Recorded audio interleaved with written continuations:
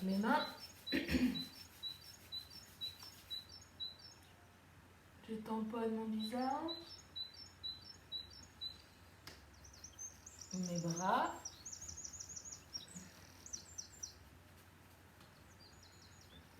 Je secoue mes mains. Je lève les bras au ciel. Je tire, je regarde mes mains. Je les pose en namasté. Bonjour tout le monde. Qu'est-ce que vous entendez?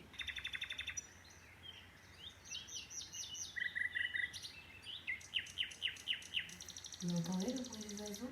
Le chant des oiseaux? Alors je vous en parle dans quelques minutes.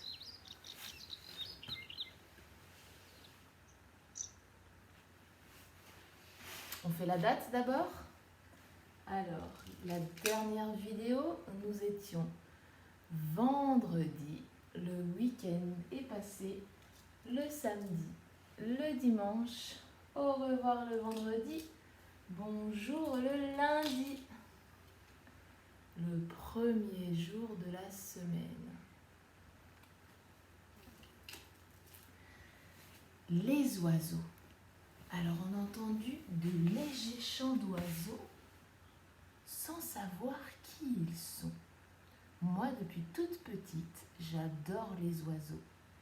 Et je me souviens, lorsque j'étais en maternelle comme vous, ma maîtresse, qui s'appelait Madame Zimanski, elle nous avait fait faire un grand tableau sur les hirondelles. Et depuis, j'adore les hirondelles. Alors je sais reconnaître les hirondelles, mais je les confonds souvent avec les martinets. Parce que lorsqu'on est souvent dans la nature, dans le jardin, on a beau aimer le chant des oiseaux, la plupart d'entre nous, on ne sait pas les reconnaître. On confond souvent deux oiseaux entre eux, par exemple le martinet et l'hirondelle, et le goéland et la mouette. Et on a beau voir un oiseau, adorer son chant, on ne sait pas comment il s'appelle. Alors on va essayer ensemble d'apprendre de nouveaux oiseaux, de nouveaux noms en les associant avec leur chant.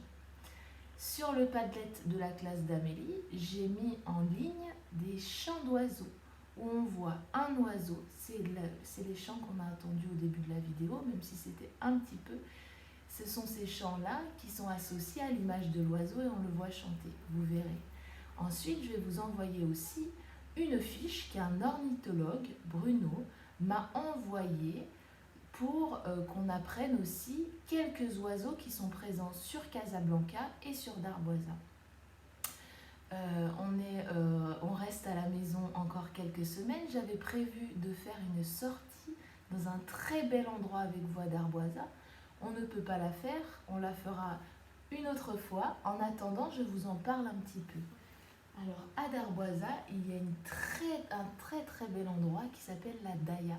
C'est une zone humide au bord de la mer où vivent beaucoup d'espèces d'oiseaux. Alors là, j'ai un petit livre où on voit les différentes espèces végétales ainsi que les différentes espèces d'insectes, les différentes espèces d'oiseaux. Vous voyez ici? Voilà. Donc, pour avoir la chance de pouvoir les observer d'un peu plus près, je vous ai invité la semaine dernière, vendredi, à fabriquer un mangeoire à oiseaux. Alors, regardez, on l'a fait ce week-end à la maison. Voici le mangeoire en forme d'oiseau. Alors, je le représente pour ceux qui n'auraient pas eu le temps encore de le faire. C'est une boîte de lait où j'ai entaillé 2 petites ailes.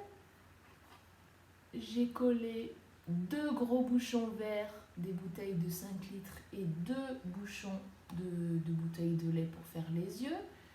Rita a eu la très bonne idée avec sa maman de planter des baguettes chinoises lorsqu'on va au restaurant chinois ou japonais. Et aussi, elles ont utilisé des boîtes de mouchoirs parce qu'il y a aussi l'entaille de devant. Bravo Rita. Alors moi, j'en avais pas, donc j'ai utilisé la bouteille de lait en faisant une grande entaille pour la porte. Attention, ça se fait avec un cutter ou un couteau. Ce sont les adultes qui vont le faire. Ensuite, Bruno, le spécialiste des oiseaux, l'ornithologue, il m'a conseillé, alors je lui ai demandé, comme je vous avais dit, quelles graines on peut mettre dans ce mangeoire. Alors effectivement, il m'a confirmé que le maïs, le millet et les graines de tournesol, les oiseaux aiment beaucoup ça.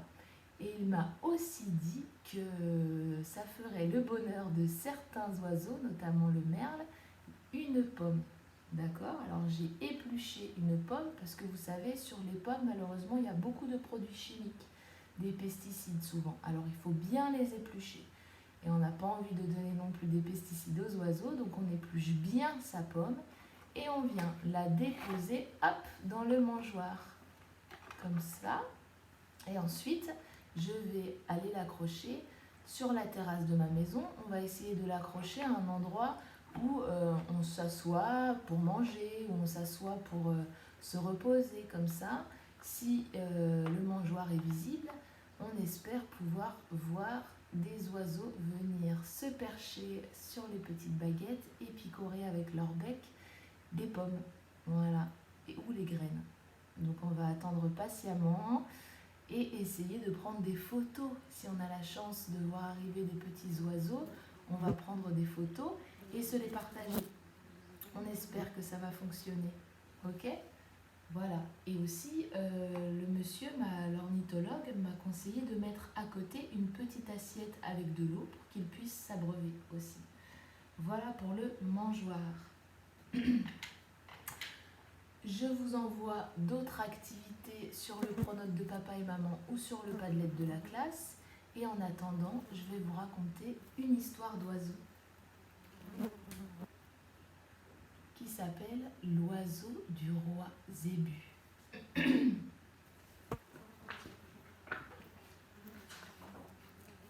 Une histoire qui a été écrite par Stéphane Perronnet et illustrée par Antoine Guillopé. L'oiseau du roi Zébu.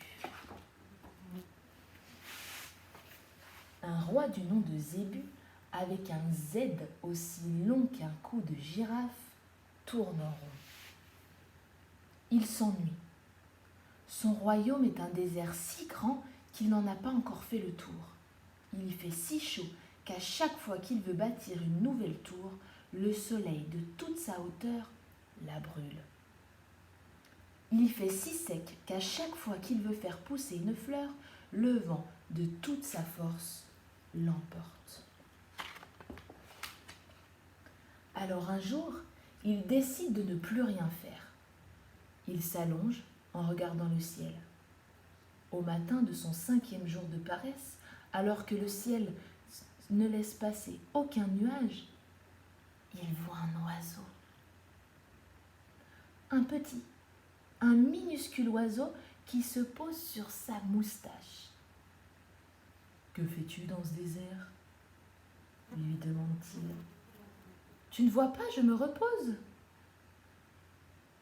Es-tu perdu ?»« Non, je ne suis pas perdu, puisque je suis chez moi. Je suis le roi de ce désert. » Les rois habitent les palais de lumière et non pas des déserts, si vastes soient-ils.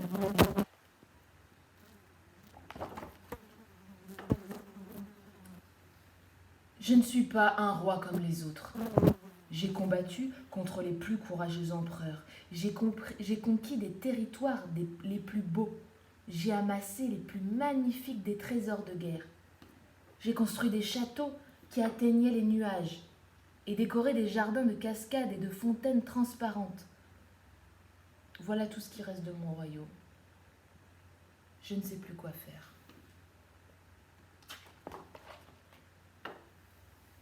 Sais-tu que je suis un magicien qui peut transformer le sable en or, le vent en écharpe de soie et plus encore? Demande-moi ce que tu veux et je le réaliserai. Aucune magie ne pourra me rendre ma gloire. Je m'ennuie, c'est tout. N'as-tu pas envie d'une autre terre où tu pourras enfin être heureux? J'ai rêvé dans mon premier jour de paresse à un royaume d'eau et de sel, à un océan sur lequel je pourrais naviguer à travers le monde. Puisque tu parais si sûr de toi, l'oiseau, peux-tu faire tomber la pluie?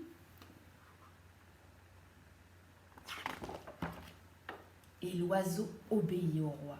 En un clin d'œil, la pluie se met à tomber, si bien que le sable devient... Ah, les mouches. Si bien que le sable devient de l'eau, les dunes deviennent des vagues, mais le roi, perché sur son navire en équilibre, a le mal de mer.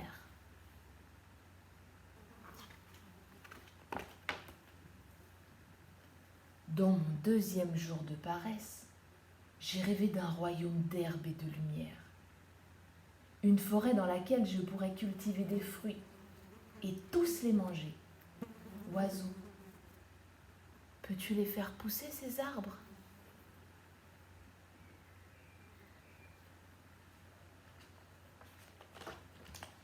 Et l'oiseau obéit au roi.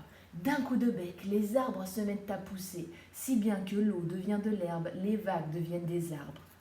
Mais le roi, perché sur son arbre en équilibre, a vraiment trop chaud.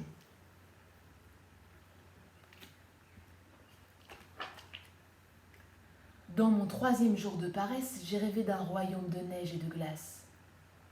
Une montagne au pied de laquelle je pourrais boire une eau pure. Oiseau, peux-tu faire tomber des flocons?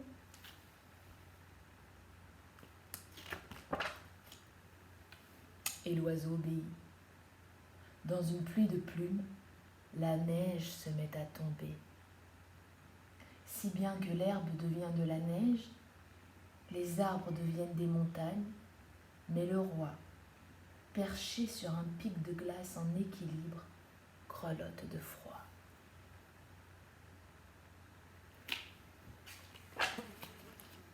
Dans mon dernier jour de paresse, j'ai rêvé d'un royaume comme le tien, où je pourrais voler de mes propres ailes et atteindre les nuages.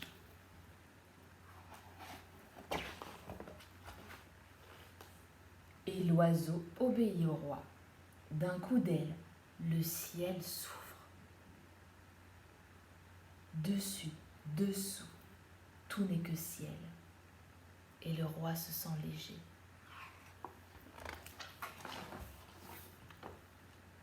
Si léger qu'il disparaît.